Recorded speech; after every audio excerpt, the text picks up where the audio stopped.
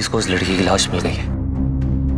मैंने रागिनी का IP address निकाला और ये उसका दूसरा नंबर था 444218। लास्ट बात इनकी 23 अप्रैल को हुई थी।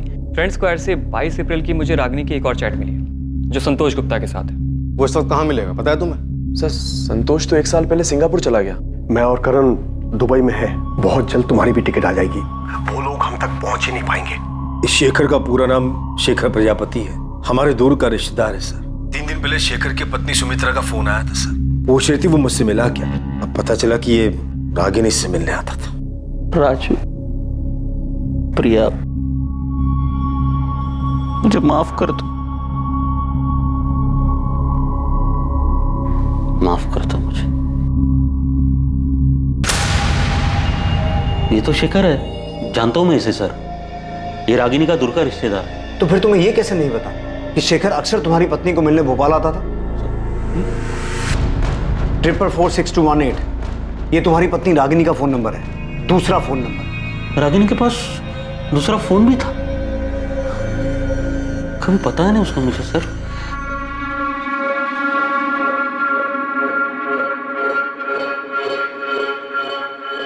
रागिनी, अब तक सब्जी काट रही है तू? बच्चे स्कूल के लिए तैयार हो चुके हैं, टिफिन कब बनाएगी? माँ भी बना देती हूँ।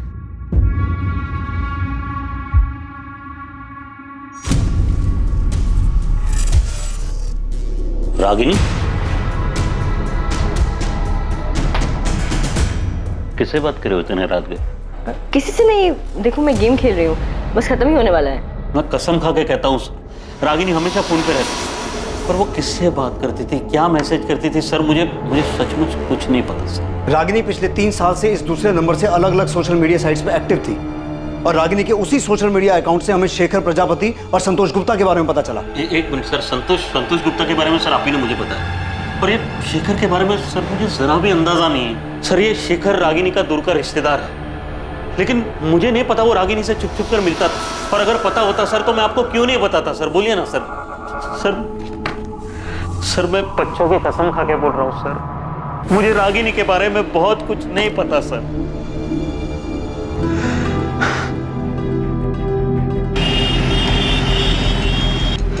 रागिनी गोयल, शेखर भोपाल में रागिनी से मिलने जाते थे? लेकिन ऐसा कैसे हो सकता है? मुझे तो हमेशा उन्होंने यही बताया कि वो भोपाल काम के सिलसिले में जाते हैं। सुमित्रा जी, ये रहे शेखर के चैट रिकॉर्ड्स। पिछले 1 साल से वो दोनों भोपाल के अलग अलग लॉजेस में मिल रहे थे। हमने लॉज के मालिकों से भी कंफर्म किया है। हाँ, ये था शेखर प्रजापति नाम इसका। नाम तो कभी पूछा नहीं, पर हाँ आदमी यही था। सर मैंने सारे लॉजों के मालिकों से बात की, पता चला है कि पिछले 1 साल से शेखर प्रजापति ही रागिनी के साथ अलग अलग लॉजेस में जाकर ठहरा था। सबने फोटो देकर कंफर्म भी किया है कि यही आदमी था। 24 अप्रैल को ये दोनों कौन से लॉज में रुके थे? क्योंकि 24 अप्रैल को शेखर रागिनी से मिलने भोपाल आने वाला था। अब हमें अपने रिलेशनशिप को नए सिरे से देखना होगा, नई शुरुआत करनी होगी। मैं तुम्हारे बिना नहीं रह सकता रागिनी, मैं कल भोपाल आ रहा हूँ, कल मिलते हैं। सर मैंने जितने लॉजों में पता किया, 24 तारीख को ये दोनों उनमें से किसी में नहीं गए थे। ऐसा कैसे हो सकता है बबलू? 24 अप्रैल को शेखर रागिनी से मिलने भोपाल आने वाला था, तो ये दोनों कहीं तो रुके होंगे। अच्छा सुन, हमें शेखर के घर का पता चल गया। तू लग जाए संतोष गुप्ता के पीछे, पता कर इसका ठिकाना का है। ये सिंगापुर में तो नहीं है, इसका फोटो मैं तुझे भेजता हूँ। हाँ चलो। हमारे पास इसका मैसेज है, उसने 22 अप्रैल को मैसेज किया था कि वो रागिनी से मिलने भोपाल आ रहा है। रागिनी मैं भोपाल आ रहा हूँ और इस बार तुम्हें अपने साथ सिंगापुर लेकर ही जाऊंगा। पिछली बार तुमने चीजें अधूरी छोड़ी थी, उसे अब पूरा कर दो प्लीज। रागिनी मैं तुम्हारे बिना अधूरा हूँ। मेरे लिए तुम दुनिया की सबसे खूबसूरत औरत हो, मैं तुम्हारे बिना नहीं रह सकता। ये रागिनी के 2 बच्चे हैं, पति है, घर है, ऊपर में 2 एक्स्ट्रा साइड में प्यार करने वाले भी है। इसको लाइफ में और चाहिए क्या था? अब उसे लाइफ में क्या चाहिए था क्या नहीं, ये तो हमें नहीं पता। हमारा काम सिर्फ इतना है कि हम कातिल को जल्द से जल्द पकड़ें। तू जोर शोर से काम पर लग जा। ये शेखर और संतोष, इन दोनों को हमें जल्द से जल्द पकड़ना है। मम्मी, पापा हमें छोड़ के नहीं जा सकते, वो हमसे बहुत प्यार करते हैं। बेटा, मैं समझ सकती हूँ तुम्हें ये सुनकर अच्छा नहीं लग रहा होगा। अनीता, सुमित्रा जी, ये सच है, हमें ये मैसेजेस रागिनी के चैट रिकॉर्ड में से मिले हैं। मैं तो कभी सोच भी नहीं सकती थी कि शेखर मुझे धोखा दे सकते हैं। शेखर इस वक्त कहाँ छुपे हो सकते हैं? अब मैं नहीं कह सकती वो कहाँ जा सकते हैं। अगर शेखर फोन करे तो आप हमसे छुपाइएगा मत। बहुत सारे सवाल हैं जो हमें उनसे करने हैं।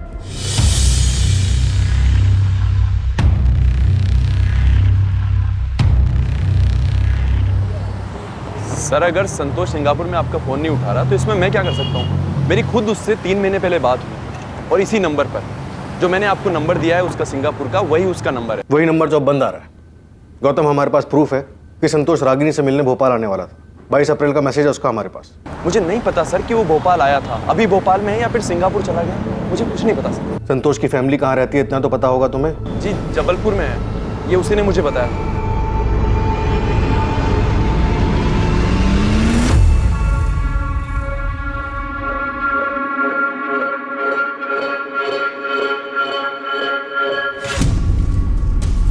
इस प्रशांत की छोटी बड़ी सभी डिटेल्स निकाल। अब मुझे भी उस पर डाउट हो रहा है कि कहीं इसी ने तो रागिनी का मर्डर नहीं किया। सर, मुझे तो इस पर पहले से ही शक। शेखर और संतोष रागिनी से मिलने आते, रागिनी का मर्डर हो जाता है, उसकी लाश मिलती और उसके बाद ये दोनों गायब हो जाते। प्रशांत ने रागिनी को रंगे हाथों पकड़ लिया होगा। फिरोज, प्रशांत ने ही कुछ किया है। अगर ये 24 तारीख को फैक्ट्री से नहीं भी निकला तो भी पॉसिबल है कि उसने ये काम किसी और की मदद से किया हो। अगर प्रशांत ने ही रागिनी का मर्डर किया है तो सोचो बच्चों पे क्या बीतेगी जब उन्हें यह पता चलेगा कि उनकी मां का मर्डर उनके पिता ने ही किया है। सर, मैं प्रशांत की फैक्ट्री जाकर पता करता हूँ। ये पता लगाओ कि रागिनी के मर्डर में उसने किसे और कैसे इस्तेमाल किया है। अगर ऐसा कुछ हुआ है तो मुजरिम जो भी हो, हमें उस तक पहुंचना होगा। बच्चों का हक है ये जानने का कि उनकी मां का कातिल कौन है।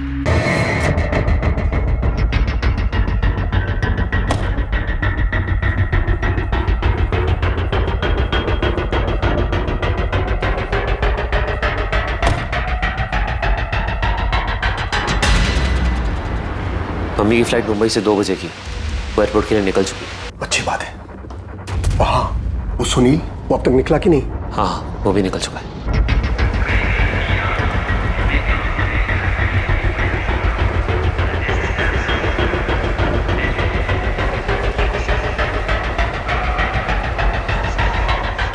अच्छा, वहाँ कोई पूछताछ के लिए आया था? हाँ, पुलिस का कोई खबरी आया था। ये औरत इन दोनों में से किसी एक के साथ आपके होटल में आई थी क्या? नहीं, मैंने इन तीनों को कभी नहीं देखा। थोड़ा ध्यान से देखिए ना, 24 अप्रैल को आए होंगे। अरे हाँ, याद आया, इस औरत की फोटो मैंने अखबार में देखी थी। हाँ, देखा होगा, इसका मर्डर हो गया। ओह, अच्छा, आपका जरा रजिस्टर चेक करके बताओ ना, शायद आपके ध्यान से निकल गया हो। बरस साहब, रजिस्टर थोड़ा देख लेते तो। वो क्या है ना, पुलिस ना बहुत बेसब्री से ढूंढ रही थी ना। ठीक है, मैं चेक करता हूँ। कुछ मिला उन्हें? पापा, घबराने की कोई बात नहीं है, उन्हें कुछ नहीं मिला। गौरव ने सब संभाला, सब ठीक है। पुलिस ने शेखर प्रजापति का फोन नंबर सर्विलेंस पर डाल दिया था। उनके मुताबिक ऐसी संभावना थी कि रागिनी ने अपना मोबाइल मार्केट में स्विच ऑफ किया और उसके बाद तय की गई जगह पर वो शेखर से मिली।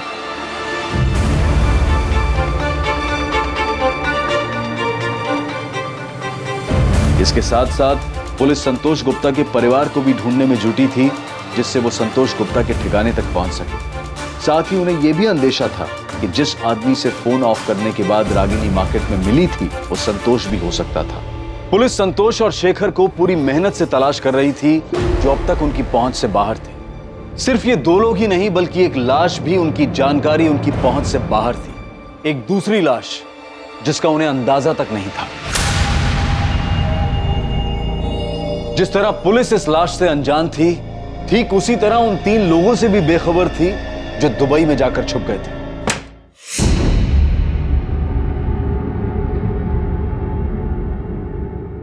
क्या हम इंडिया वापस कभी नहीं जाएंगे?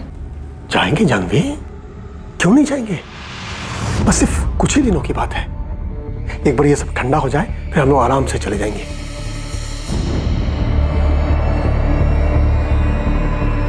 क्या सिर्फ एक ही लाश थी जो पुलिस को अब तक नहीं मिली थी, या फिर और भी लाशें मिलनी बाकी थी? रागिनी उस दिन घर से झूठ बोलकर क्यों निकली थी? वो कहां जाने वाली थी, क्या करने वाली थी, उसका प्लान क्या था, और क्या उसके इस प्लान के बारे में उसके पति प्रशांत को पहले से पता था? सर, मैंने आपको पहले भी बताया था कि 24 अप्रैल को प्रशांत यहीं फैक्ट्री में था, और ये बात 100% सच है। प्रशांत की वाइफ का मर्डर हुआ है और जिन 2 लोगों के साथ उसका अफेयर चल रहा था, संतोष और शेखर, उन दोनों का कोई अता पता नहीं, तो हो सकता है कि हम एक ही सवाल आपसे बार बार पूछें। अब चूंकि बार बार आप ये सवाल हमसे कर रहे हैं, इसलिए मैंने उसके असिस्टेंट गिरीश से भी पूछताछ की। मैंने उससे पूछा कि 24 अप्रैल को प्रशांत के बर्ताव में कुछ अजीब था क्या। तो क्या बताया गिरीश ने? सर उसने बताया कि 24 अप्रैल को प्रशांत बार बार आके उससे कुछ ना कुछ पूछ रहा था। अब गिरीश, वो प्राइम टेल्स ऑटोमोबाइल्स का ऑर्डर निकला क्या? हाँ, वो तो कल शाम को ही निकल गया था। शाम को ही? हाँ। और हाँ, ये जेपी स्पेयर पार्ट का? सर वो कैसे निकलेगा? उस ऑर्डर पे तो अभी काम चल रहा है ना। काम हुआ नहीं अभी तक।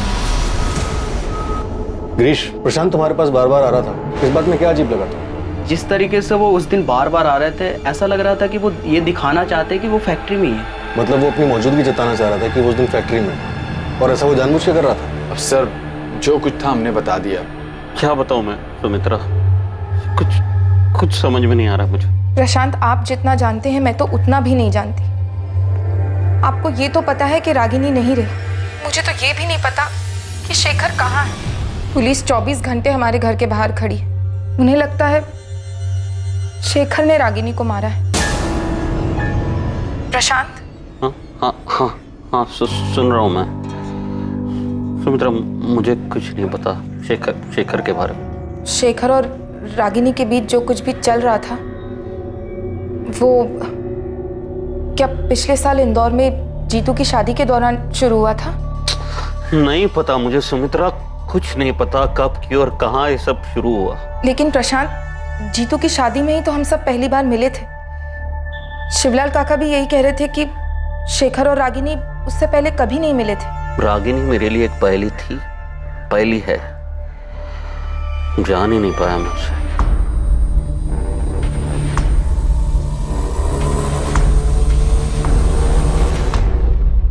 भैया, मम्मी हमें छोड़कर क्यों गई? भैया क्यों गई? रो मत प्रिया, मैं हूँ तेरे साथ। सर, शेखर का लास्ट लोकेशन मिल गया है। चतुर्भुज मार्केट प्लेस? यस सर, वो 24 तारीख को भोपाल आया था। ना तो शेखर की पत्नी सुमित्रा और ना ही रागिनी के मामा शिवलाल हमें बता पा रहे हैं कि शेखर कहाँ हो सकता है। हाँ सर, इन दोनों से कोई इन्फॉर्मेशन नहीं मिली।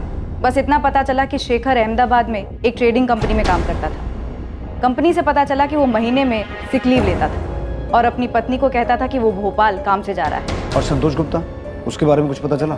उसके जबलपुर वाले घर का पता मिल गया। वहाँ की पुलिस उसके माँ बाप से मिल भी चुकी है। साहब, संतोष यहाँ नहीं है। करीब 1 साल हो गया उसे घर पर आए हुए। आप चाहो तो पूरे घर की तलाशी ले लो। तलाशी तो हम लेंगे नरेंद्र जी, लेकिन अगर वो हमें नहीं मिला तो आप लोग हमारी नजर में आ जाएंगे। साहब, हम तो जानते भी नहीं है कि रागिनी है कौन। और रही बात संतोष की, तो जब से वो सिंगापुर गया हमने उसकी शक्ल भी नहीं देखी है। देखिए, ये तो साफ हो चुका है कि संतोष का रागिनी के साथ 2 साल से चक्कर चल रहा था और रागिनी संतोष के पास 1 महीना रही भी थी। और अब ये भी साफ हो चुका है कि संतोष रागिनी से मिलने भोपाल आने वाला था, और जिस दौरान वो रागिनी से मिलने भोपाल आने वाला था उसी टाइम पे रागिनी का कत्ल हुआ है। देखिए, भोपाल पुलिस ढूंढ रही है उसे। साहब, इसमें हम क्या कर सकते हैं? हमें डरा धमका करके आपको क्या मिलने वाला है? और साहब, अगर हमारी उससे बात हुई होती या अगर वो यहाँ होता तो हम आपसे क्यों छुपाते? सर, जबलपुर पुलिस ने पता किया। संतोष के माँ बाप को उसके बारे में कुछ भी नहीं पता, और ना ही उसके दोस्त गौतम को कुछ पता है कि वो कहाँ रहता है सिंगापुर में या किस कंपनी में काम करता है। बबलू भी अभी तक पता नहीं लगा पा रहा कि 24 तारीख को रागिनी से मिलने कौन आया था, संतोष या शेखर, और वो कहाँ मिले थे। नहीं सर, उसके हाथ दोष नहीं लगा। बस इतना पता चला कि 24 तारीख को प्रशांत फैक्ट्री में था, पर अजीब बर्ताव करा, नॉर्मल नहीं था। लेकिन इतना समझ में नहीं आ रहा है कि उसने रागिनी को अगर मारा तो कैसे। उसके फोन रिकॉर्ड से भी कुछ नहीं मिला। फिरोज, हमसे ऐसा क्या छूट रहा है, क्या मिस हो रहा है कि सामने आ ही नहीं पा रहा कि रागिनी उस दिन संतोष या शेखर में से किसे मिली, कहाँ मिली? कहीं तो मिले होंगे ना वो लोग। अगर प्रशांत ने किसी और को भी रागिनी के पीछे भेजा होगा तो रागिनी कहीं तो गई होगी, कहीं तो उसका मर्डर हुआ होगा। किसी ने तो ये सब किया होगा ना, किसी गाड़ी, किसी ट्रांसपोर्ट का इस्तेमाल हुआ होगा, और जाहिर सी बात है मर्डर है तो पैसे भी लिए दिए गए होंगे।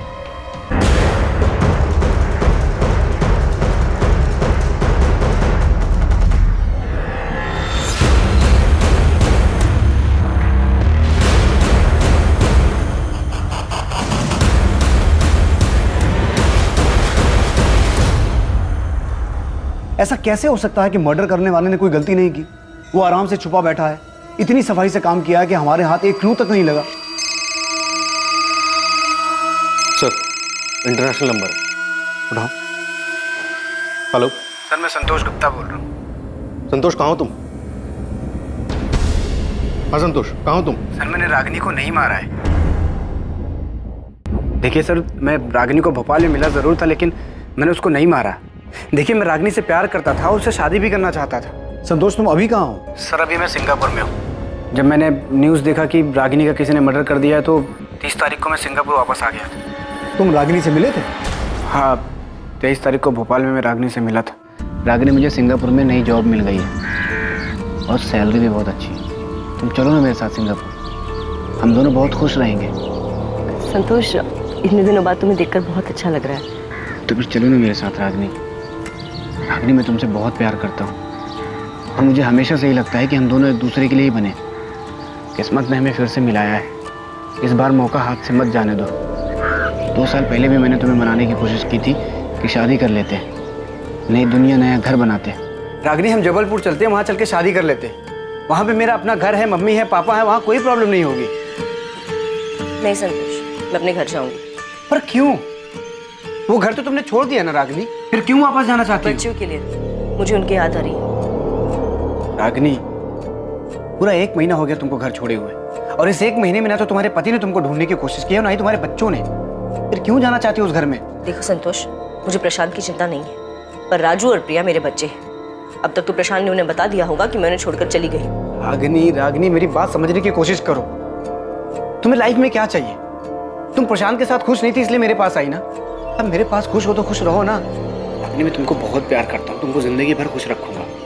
एक काम करते हैं, हम अभी शादी करते हैं आज। नहीं संतोष, बेहतर यही होगा कि मैं अपने घर चली जाऊँ। रागिनी मैं तुम्हारे बिना नहीं रह सकता, और मैं फिजिकल रिलेशन की बात नहीं कर रहा हूँ, सारी जिंदगी साथ देने की बात कर रहा हूँ। रागिनी मैं सिंगापुर से सिर्फ तुम्हारे लिए आया हूँ, प्लीज हाँ कर दो। रागिनी क्या सोच रही हो? प्लीज चलो ना मेरे साथ। संतोष, इस तरह से अचानक उठ के मैं तुम्हारे साथ नहीं आ सकती। क्यों नहीं आ सकती? 2 साल पहले भी तो अचानक ही होशंगाबाद आई थी ना मेरे पास। तुमने मुझे तक नहीं बताया था, सीधा आके डोरबेल बजाई थी, और जब मैंने दरवाजा खोला तो सामने तुम खड़ी थी। फिर अब क्यों नहीं? संतोष, मुझे सोचने के लिए थोड़ा वक्त चाहिए। रागिनी 2 साल हो गया। ठीक है, तुम्हें जितना वक्त चाहिए तुम ले लो, लेकिन मैं भी तब तक यहाँ से नहीं जाऊँगा जब तक तुम हाँ नहीं कर देती। मैंने उसे मनाने की हर मुमकिन कोशिश की, पर वो मेरे साथ नहीं आई। तो भोपाल में ही था, उसकी हाँ सुनने के लिए उसे फ़ोन करता रहा, उसने मेरा फ़ोन ही नहीं उठाया, और 24 के बाद तो उसका फ़ोन ही स्विच ऑफ हो गया। तो तुम तब भी भोपाल में ही थे? हाँ, मैं भोपाल में था, होशंगाबाद में। और फिर मैंने न्यूज़ देखी कि रागिनी का मर्डर हो गया, तो मुझे लगा रुकने का कोई मतलब नहीं है, इसलिए मैं वापस सिंगापुर आ गया। संतोष गुप्ता, तुम्हारी ये सफाई काफ़ी नहीं है। ये बिल्कुल मत समझना कि तुमने सामने से फ़ोन किया है तो तुमने जो भी कहा उस पर हमने पूरी तरह से यकीन कर लिया। और इस गलत फहमी में तो बिल्कुल मत रहना कि तुम सिंगापुर में हो तो हम तुम्हें छू नहीं पाएंगे। हेलो हेलो,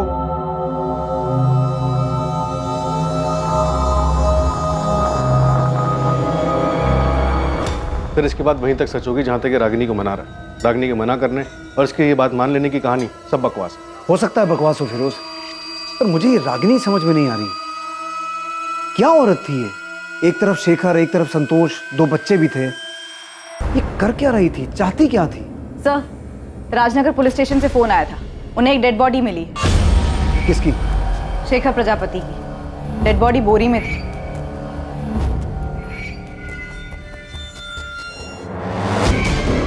फिर उस बॉडी की हालत देख रहे हो?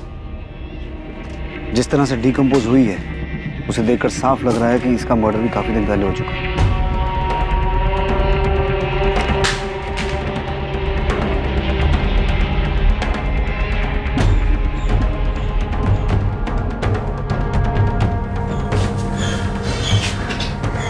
क्या हुआ?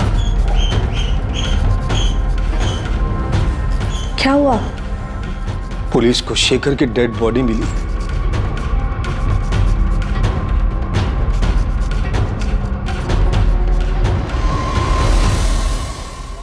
एक दूसरी लाश जो पहले से मौजूद थी लेकिन पुलिस को आज मिली थी, शेखर प्रजापति की थी। उस शेखर प्रजापति की जिसके रागिनी के साथ नाजायज संबंध थे। पहले रागिनी की लाश मिलती है जिसकी बेरहमी से गला दबाकर हत्या की गई और फिर कुछ दिन बाद शेखर की लाश सामने आ गई। अब पुलिस के लिए इस केस में दो अहम संदिग्ध होने वाले थे। पहला रागिनी का पति प्रशांत और दूसरा उसका चाहने वाला संतोष गुप्ता, जो पहले ही सिंगापुर जा चुका था। शेखर की मौत का कारण पुलिस के लिए एक और बड़ा झटका साबित होने वाला था। इंस्पेक्टर, इसकी मौत को भी 72 घंटे से ज्यादा बीत चुकी। एक्चुअली बॉडी जिस हालत में मिली है या जिस तरह से डिकम्पोज हो चुकी है, सही वक्त बताना मुश्किल है। पर ऐसा हो सकता है कि इसका मर्डर भी रागिनी की तरह 24 अप्रैल को ही हुआ हो। हाँ, हो सकता है दोनों की मौत 24 अप्रैल को ही हुई हो, पर इसका मर्डर नहीं हुआ। मर्डर नहीं हुआ तो?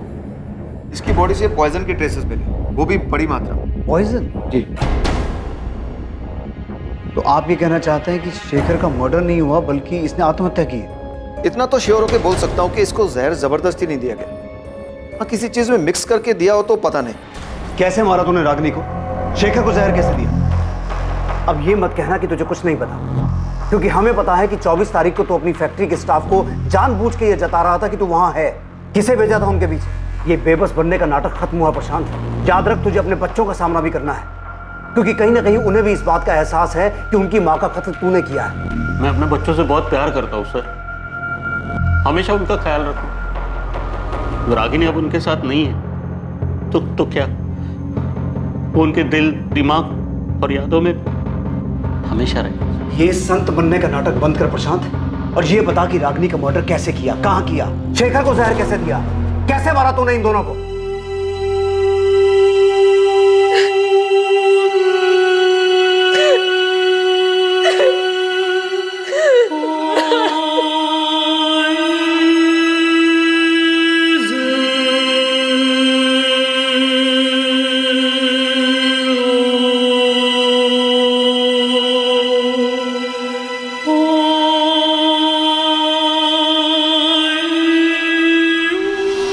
तेरे बच्चे राजू और प्रिया, शेखर की बेटी नेहा, इन सब मासूमों की जिंदगी बर्बाद कर दी। नहीं की सर, मैंने किसी की जिंदगी बर्बाद, किसी को कोई दुख नहीं दिया मैंने। रागिनी ने सब बर्बाद किया सर।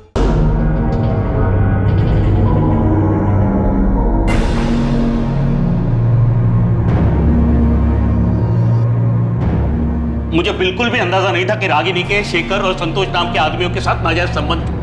सर ये बात सच है और हमेशा सच रहेगी। आप चाहे मुझ पर कितना भी शक करो कि मैंने मारा है रागिनी को।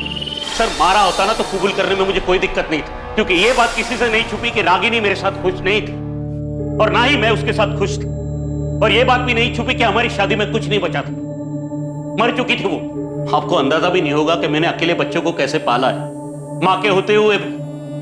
वो माँ जो बस लगातार फोन पे लगी रहती थी, 24 घंटे किसी के साथ बातें करती रहती थी। सर आपके सामने तो सिर्फ शेखर और संतोष के नाम आए ना, और न जाने कितने नाम और भी होंगे, लोग होंगे जो अभी तक बाहर नहीं आए, छुपे हुए हैं। कैसा महसूस होता होगा मुझे, एक पति को, जब उसकी पत्नी बिना कुछ बताए घर के बाहर इसलिए निकलती ताकि वो दूसरे मर्दों के साथ नाजायज संबंध बना सके, अपने सुख के लिए, अपने परिवार, अपने गृहस्थी, यहाँ तक कि अपना बच्चों का भविष्य दांव पे लगाते। सर मेरी बात छोड़िए मुझे जाने दीजिए। और वो क्या थी, ऐसा क्यों कर रही थी सर वो? मैं क्या, उसके खुद के मामा जी भी पता नहीं पा रहे, समझ नहीं पा रहे। Nita, foreign commissioner office request भेजो संतोष को सिंगापुर से इंडिया लाने के लिए। मुझे किसी भी कीमत पर वो आदमी यहाँ चाहिए। सर अभी भेज दो। एक औरत ऐसे ही किसी को गार्डन में मिली, कोई आया, उसका गला दबाया, एक और आदमी को जहर पिला के मार दिया। ऐसा नहीं हो सकता फिरोज। जरूर शेखर और रागिनी कहीं मिले होंगे किसी ऐसी जगह पर जहां संतोष या प्रशांत ने उनका पीछा किया और मार डाला।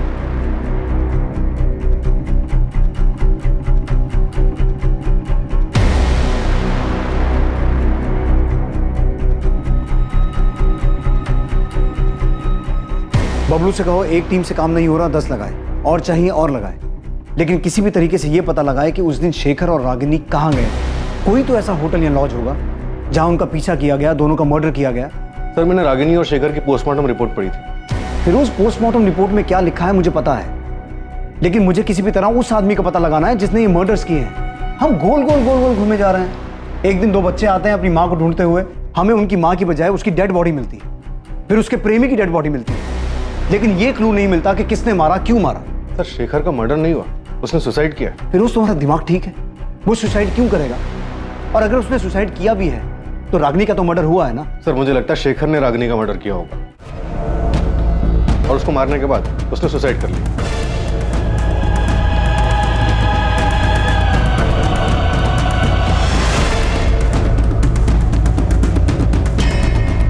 पहले उसने रागिनी को मारा, फिर उसने सुसाइड किया और फिर आसमान से कोई टपका जिसने दोनों की डेड बॉडी को बोरे में डाल के ठिकाने लगा दिया। फिरोज, मुझे कोई थ्योरी नहीं चाहिए, ये केस ऐसे बंद नहीं हो सकता। मुझे किसी भी हाल में उस मर्डर का पता लगाना है। उसने क्यों मारा, कहां मारा, कैसे मारा, किस मकसद से मारा, इन सभी सवालों के जवाब चाहिए। अंडरस्टूड? राइट। रागिनी और शेखर कहां मिले थे, रागिनी को कहां मारा गया, शेखर को कहां जहर दिया गया, या उसने खुद अपनी जान ली, इन सभी सवालों के जवाब और सच की खोज में पुलिस ने पूरे भोपाल शहर को खंगालने की ठान ली। दूसरी तरफ संतोष को सिंगापुर से इंडिया वापस लाने की कोशिशें भी तेज कर दी गईं। एक बार पुलिस से बात करने के बाद संतोष ने अपना फोन स्विच ऑन किया ही नहीं। वो ना तो अब किसी फोन और ना ही किसी मैसेज का जवाब दे रहा था।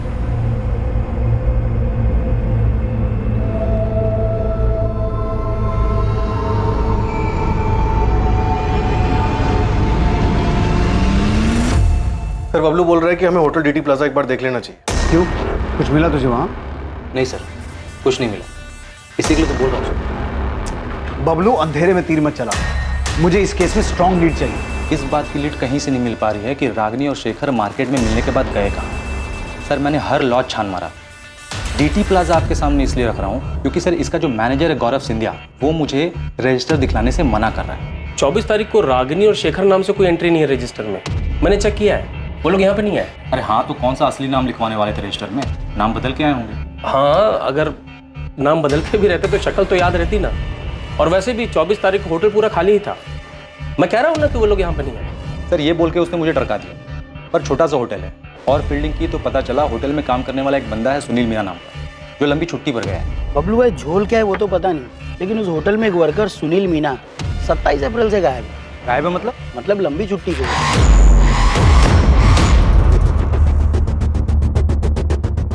तो मतलब तेरे को लगता है उसने कुछ झोल किया क्या?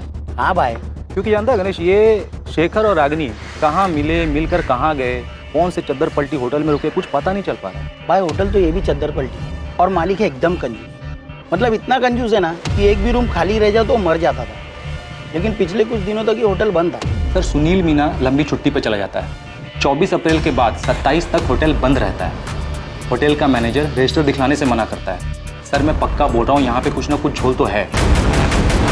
डीटी प्लाजा होटल के बारे में मिली ये छोटी सी जानकारी इस केस में बड़ा खुलासा करने वाली थी। एक छोटी सी लीड की तलाश में भटकती पुलिस को एक बड़ी कामयाबी हासिल होने वाली थी। डीटी प्लाजा होटल में कुछ नहीं, बहुत कुछ घटा था।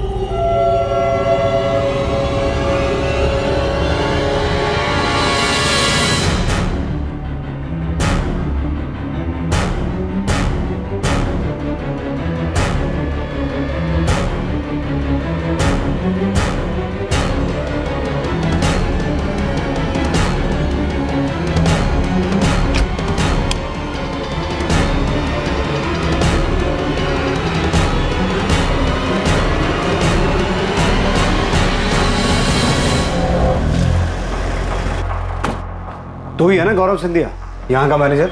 हमारे आदमी को रजिस्टर क्यों नहीं दिखा रहा था? चल रजिस्टर निकाल। सब ये रहा।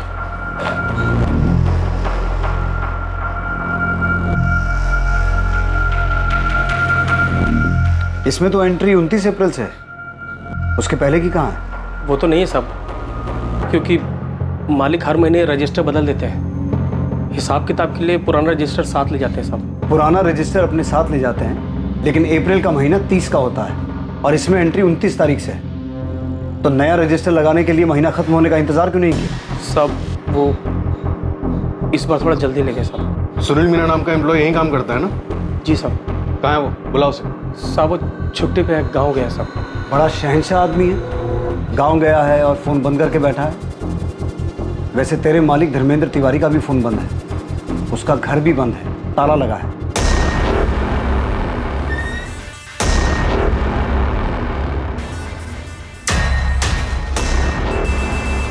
तेरा मालिक भी गांव गया है, चल कर आया। तूने बबलू से कहा था कि 24 तारीख को ये दोनों यहाँ नहीं आए थे।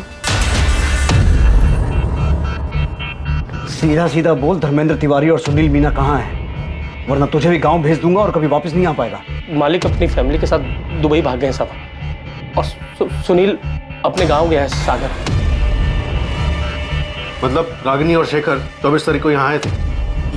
जी साहब, लेकिन साहब मुझे इनका नाम नहीं मालूम साहब, क्योंकि ये दोनों रजिस्टर में अलग नाम से एंट्री किए थे साहब।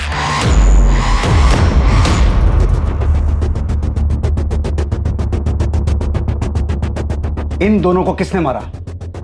इसने या इसने?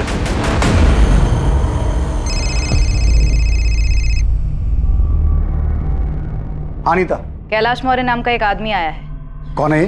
सर ये 24 तारीख को डीटी प्लाजा में था। बोल रहा है इसने रागिनी और शेखर को देखा था रूम नंबर 104 में। हमें भी यहाँ बहुत कुछ मिला है।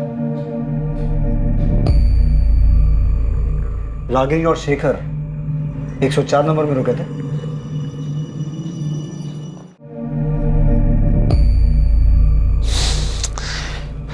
गौरव फोन ही नहीं उठा रहा।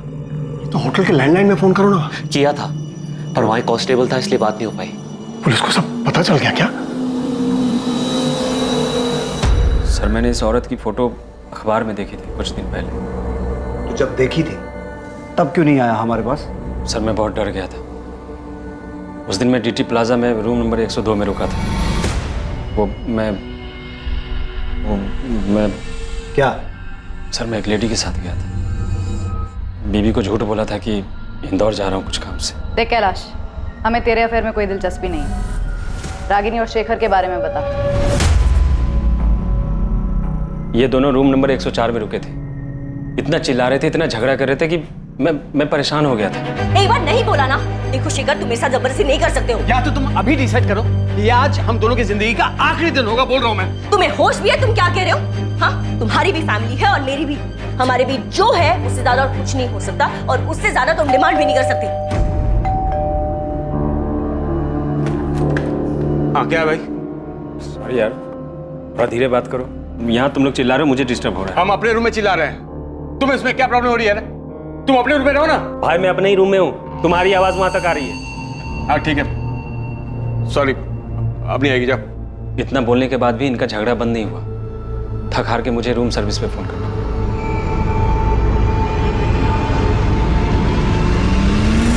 यही था वो आदमी? रूम सर्विस वाला जिसे तुमने बुलाया था? हाँ सर, यही था।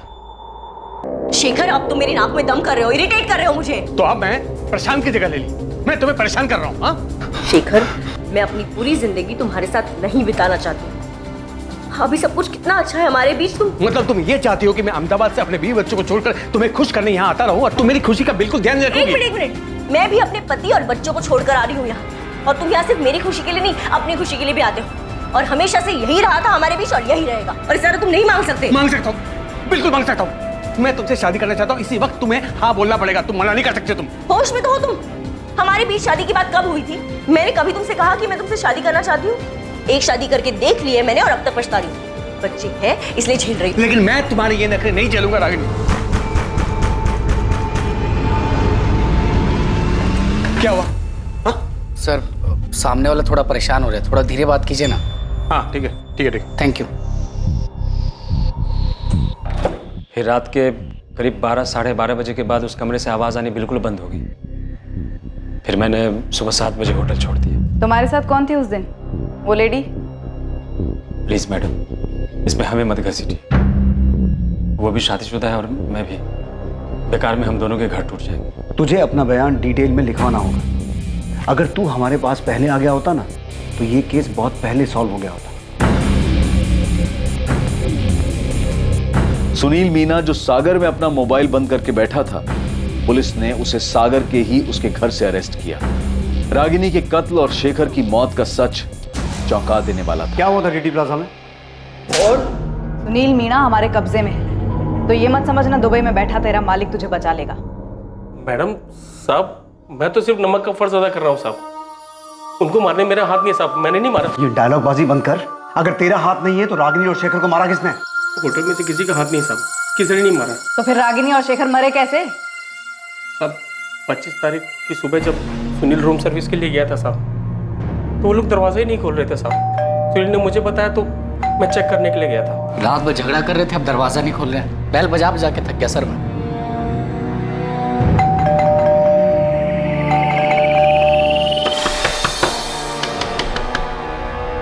चंद्रप्रकाश जी, गरिमा जी, हम समझ ही नहीं पा रहे थे वो दरवाजा क्यों नहीं खोल रहे। जब उन्होंने दरवाजा खोला नहीं तब मैंने मास्टर साहब, मैंने तुरंत तिवारी जी को फोन किया साहब। वो फौरन अपने बेटे करण के साथ होटल आ गए। पापा दोनों मर चुके। कैसे हुआ ये? किसने किया? सर पता नहीं सर। सर ये दोनों रात भर बहुत जोर से झगड़ा कर रहे थे। सुबह हमने दरवाजा खोला तो देखा दोनों मरे पड़े हैं। गौरव, तुमने सीसीटीवी चेक किया? कोई आया था इस कमरे में? हाँ सर, चेक किया था। कमरे में कोई नहीं आया था, कमरा अंदर से बंद था सर। हमने खुद मास्टर किसी दरवाजा खोला है सर। सर इन दोनों के बीच में बहुत जोर से लड़ाई चल रही थी। मैंने सुना था ये आदमी इस औरत को शादी के लिए बोल रहा था और ये औरत बार बार मना कर रही थी। पापा एक मिनट, ये बॉटल देखिए, इसमें शायद जहर था।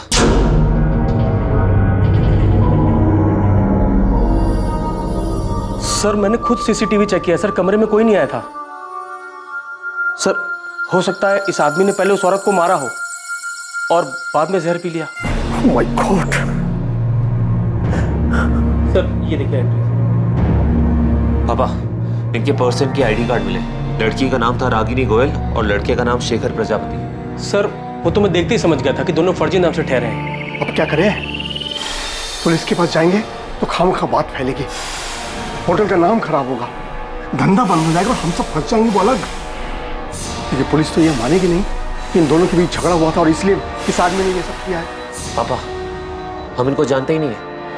इन्होंने रजिस्टर में भी गलत नाम लिखा है। इनके फैमिली वाले जो भी है यहाँ तक पहुँच ही नहीं पाएंगे। तुम कहना क्या चाहते? यही कि अगर हम इनकी बॉडी ठिकाने लगा दें तो किसी को पता ही नहीं चलेगा ये लोग यहाँ कभी आए भी थे या इधर कुछ भी हुआ था। सर इस सुनील ने कबूल किया है किसी ने लाश ठिकाने लगाई थी और मालिक का नमक खाया साहब। अब आप ही बताओ मालिक के साथ नमक हरामी कैसे कर सकते थे?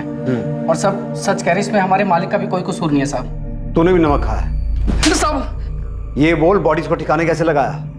गाड़ी किसकी थी? सब वो गाड़ी मेरे दोस्त बिरजू की थी।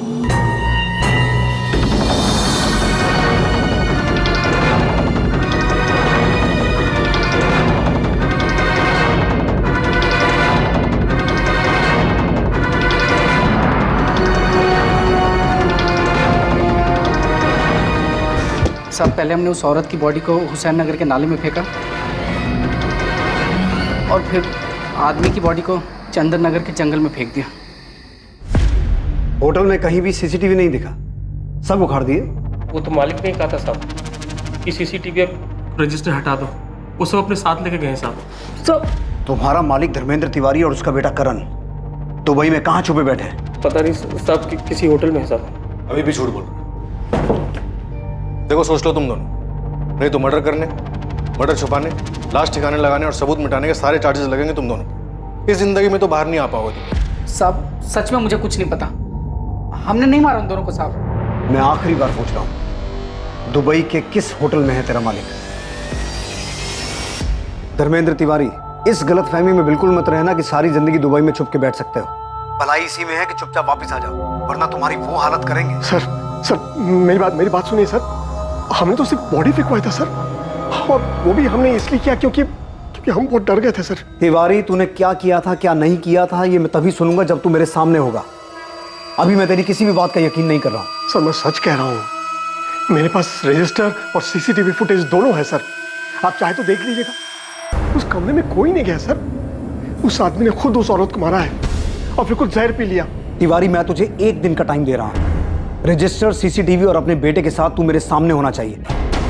और अगर ऐसा नहीं हुआ और तूने वहां से कहीं और भागने की सोची तो याद रख तुझे वहीं से उठवा लूंगा। और इस बात की गारंटी मैं देता हूं कि तुम दोनों इसके बाद ये जिंदगी जीना नहीं चाहोगे। सर मेरी बात सुनिए सर।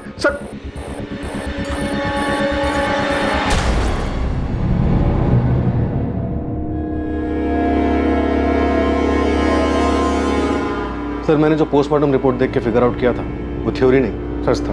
मैं तुमसे शादी करना चाहता हूँ, इसी वक्त तुम्हें हाँ बोलना पड़ेगा, तुम मना नहीं कर सकते। तुम एक बार नहीं बोला ना। देखो शेखर, तुम मेरे साथ जबरदस्ती नहीं कर सकते हो। लेकिन मैं ये सोच रहा हूँ कि शेखर पहले से ही जहर अपने साथ लेके आया था। मतलब उसने सोच रखा था कि अगर रागिनी ने शादी के लिए हाँ की तो ठीक, वरना वो उसे और अपने आप को मार देगा। करो या मरो वाली हालत।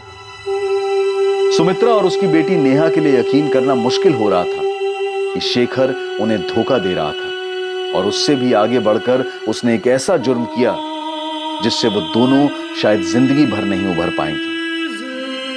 प्रशांत और रागिनी के मामा शिवलाल के लिए रागिनी को समझना पहले ही मुश्किल था, और अब शेखर के हाथों हुई उसकी हत्या ने उन्हें और भी सोच में डाल दिया कि आखिर रागिनी चाहती क्या थी, कर क्या रही थी।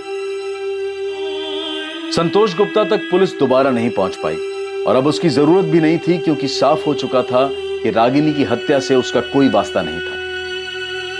धर्मेंद्र तिवारी और उसके बेटे करण तिवारी ने दुबई से वापस आकर अपने आप को पुलिस के हवाले कर दिया। धर्मेंद्र तिवारी, करण तिवारी, सुनील मीना और गौरव सिंधिया पर आईपीसी की धारा 201 के तहत सबूत मिटाने के जुर्म में केस चल रहा है। डीटी प्लाजा होटल के मालिक से मिली सीसीटीवी फुटेज से साबित हुआ कि 24 अप्रैल की रात जब रागिनी का कत्ल हुआ और शेखर की मौत हुई, उस दिन रागिनी और शेखर के कमरे में कोई दाखिल नहीं हुआ था। राजू, प्रिया, मुझे पता है कि आप लोग बहुत दुखी हो। इतना आसान नहीं इस दुख को बुलाना, पर आप दोनों को स्ट्रांग बनना होगा। आपके पापा आपके साथ हैं और वो हमेशा रहेंगे। और अपनी मम्मी के साथ बिताए वो दिन याद करना जब आप सब बहुत खुश थे, सब ठीक था। प्रशांत, आप बहुत मजबूत इरादों वाले सचमुच भले इंसान। बच्चों को अब आपकी पहले से कहीं ज्यादा जरूरत है। वो दुखी हैं, सदमे में हैं, उनका ध्यान रखना।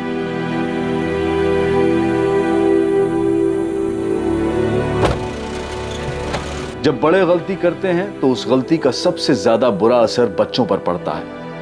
जब घर के स्तंभ, घर की नींव, माता पिता ये गलत रास्ता चुनते हैं, जो रास्ता उन्हें परिवार से दूर ले जाता है, तब पीछे छूट जाते हैं मासूम बच्चे, जिनकी जिंदगी तहस नहस हो जाती है। परिवार एक इमारत की तरह से होता है जिसे सब लोग मिलकर मजबूत बनाते हैं। ये इमारत प्यार, लगाव, फिक्र और सम्मान पर टिकी होती है। किसी भी परिवार के फलने फूलने में इनका महत्वपूर्ण योगदान होता है, और मासूम बच्चों को माता पिता दोनों की ही बराबर जरूरत होती है।